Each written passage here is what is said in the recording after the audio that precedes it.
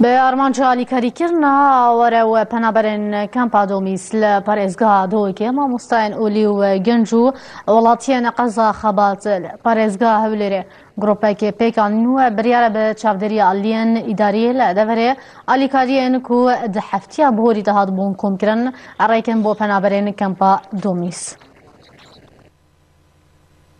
ئێمە وەکو مامۆستایانی ئاینی کە بەشدارین لەم گروپە لە دوای بەستنی کۆنفرانسێک لە 26/12 بە هەماهەنگی و هاوبەشی لەگەڵ تەواوی چین و توێژەکانی قەزای خەبات و دەوروبەر